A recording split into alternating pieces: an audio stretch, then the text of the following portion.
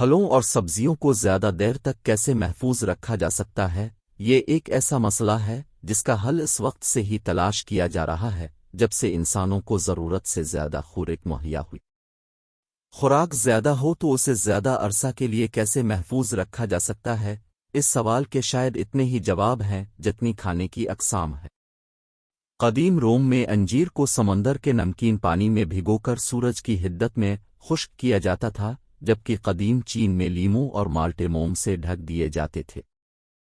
15ویں صدی کے جاپان میں سبزیوں کو زیادہ دیر محفوظ رکھنے کے لیے ان پر سویا بین ملے دودھ کی تہ لگائی جاتی تھی۔ 16ویں صدی کے برطانیہ میں اس کام کے لیے سور کی چربی کا استعمال کیا جاتا تھا۔ گلتے ہوئے پھل اور خراب ہوتا اناج ہمارے آباء و اجداد کے لیے ایک اہم معاملہ تھا۔ آج کی دنیا میں شاید اس مسئلے کی نوعیت بدل چکی ہے، کیونکہ دنیا بھر میں ضائع شدہ کھانے سے خارج ہونے والی گرین ہاؤس گیسز صرف برطانیہ سے خارج ہونے والی ایسی گیسز کے مقابلے میں 10% زیادہ ہیں۔ خراب گوشت اس کی ایک بڑی وجہ ہے۔ گوشت کا 100 گرام پھینکنے کا مطلب ہے کہ اپنے تقریباً 10 کلوگرام کاربن ڈائی آکسائڈ فضا میں خارج کی ہے۔ تاہم دنیا بھر میں ضائع ہونے والی خوراک کا سب سے بڑا حصہ سبزیوں اور پھلوں پر مشتمل ہے، جو سالانہ اوسطاً نصف ارب ٹن بنتی ہے۔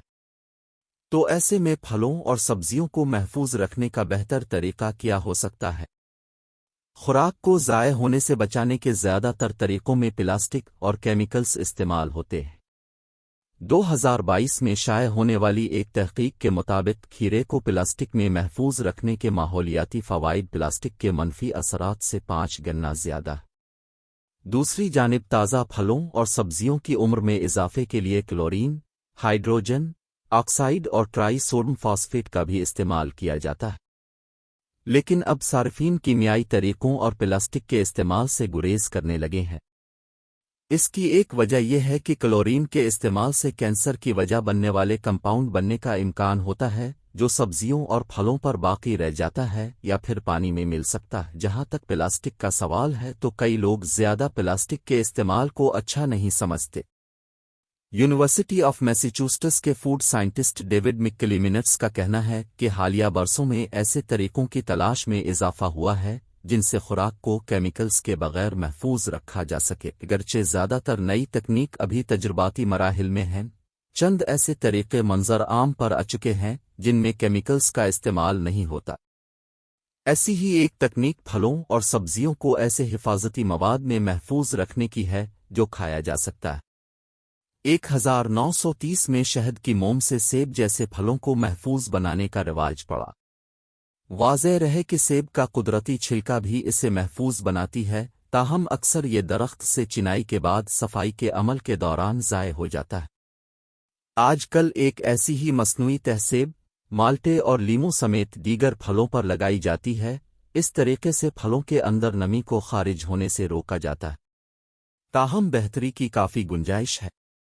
اب سائنسدان ریشم اور شیل فش سے نکلے چیٹوسان سے لے کر جیلاٹین، سویا پروٹین سمیت مختلف قدرتی اجزاء پر تجربات کر رہے ہیں۔ یہ تمام اجزاء ایک پتلی تہ کی صورت میں پھلوں اور سبزیوں کو محفوظ بنانے کے لیے استعمال ہو سکتے ہیں، جس کی مدد سے گیس اور پانی کے اخراج میں رکاوٹ ڈالی جاتی ہے اور خوشبو کو زیادہ دیر تک محفوظ رکھا جا سکتا ہے۔ مک کلیمنٹس کا کہنا ہے کہ چیٹوسان، جو شیل فش کے خول سے حاصل کیا جاتا ہے، خوراک کو محفوظ بنانے کی کوششوں کا اہم حصہ ہے۔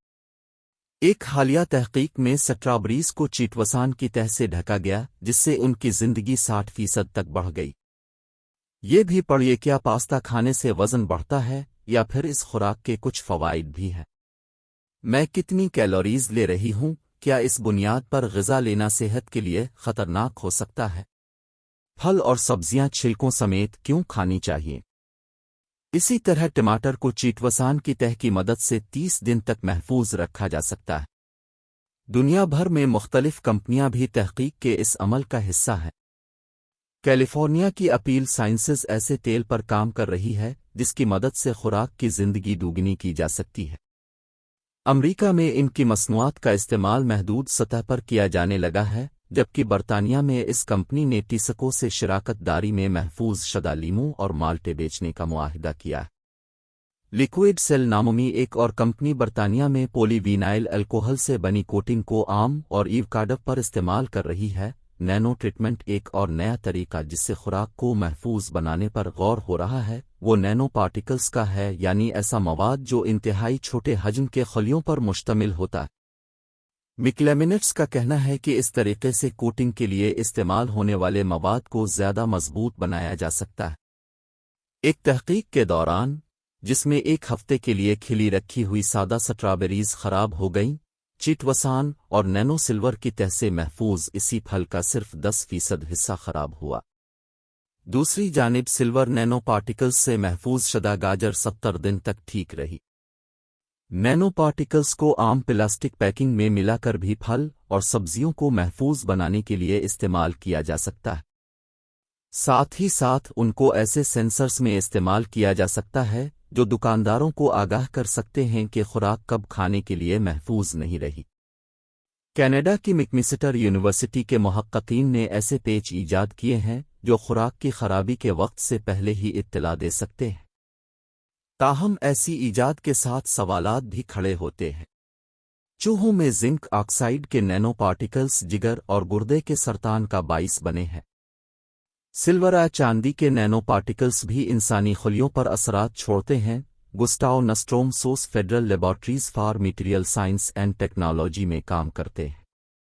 उनका कहना है कि हर नई टेक्नोलॉजी के साथ खतरात जुड़े हैं, इसलिए हमें मोहतात रहने की ज़रूरत है। उनका कहना है कि चांदी और जिंक के नैनो पार्टिकल्स इंसानी टिश्यू में जमा हो सकते हैं। ताहम उनके मुताबिक उनके मनफी असरात को कम करने के लिए प्लास्टिक पैकिंग में उनको बेहतर तरीके से इस्तेमाल किया जा सकता है। कुदरती दिफाए से वायरस जो बैक्टीरिया को मार देते हैं एक मुमकिना हल बन सकते हैं। इंट्रालटकिस नामी अमरीकी कंपनी ऐसे ही वायरस पर मबनी मवाद बना रही है जिसे खुराक को महफूज बनाने के लिए इस्तेमाल किया जा सकता है। माइक्रोज नामी कंपनी के मैनेजिंग डायरेक्टर गैरेट कीजर का कहना है कि ये वायरस, जिनको बिकटिविवफ्ज कहा जाता है, बैक्टीरिया सेल की दीवार पर हमला आवर होकर उनको मार देते हैं, जैसे किसी गुब्बारे में सुई चुभो दी जाए। लेकिन क्या ये महफूज हैं? सैम नगन कॉर्नील यूनिवर्सिटी में फूड साइंस दान है। वो कहते हैं कि अब बैक्टीरियावफ्ज हर जगह मौजूद हैं। हम मुकम्मल तौर पर उनसे ढके हुए हैं। उनका मानना है कि आने वाले बरसों में ऐसे कमर्शियल बैक्टीरियावफ्ज दस्तयाब होंगे जिनको खुराक को महफूज बनाने के लिए इस्तेमाल किया जा सकेगा। प्लाज्मा पानी, ओजोन का इस्तेमाल, अल्ट्रासाउंड, ये और मुख्तलिफ दीगर तरीके भी ज़ेर गौर हैं। खुराक को मस्नूई रोशनी की मदद से महफूज बनाने का तरीका भी एक मुनफरिद जवाब हो सकता है। ताहम इन तमाम तकनीकों के आम होने से पहले हमें यह सबूत दरकार होगा कि खुराक के साथ साथ ये इंसानों के लिए भी महफूज है। मिक्लेमिनेट्स कहते हैं कि ये तकनीक लाखों करोड़ों फलों और सब्जियों पर इस्तेमाल होनी है और ये ज़रूरी है कि इसका इस्तेमाल सस्ता हो। ताहम जब तक ये जदीद तरीके आम नहीं होते, हम सादा हल तलाश कर सकते हैं, जिनमें से एक तरीका यह है कि हम ज़रूरत से ज़्यादा फल और सब्जियां ना खरीदें।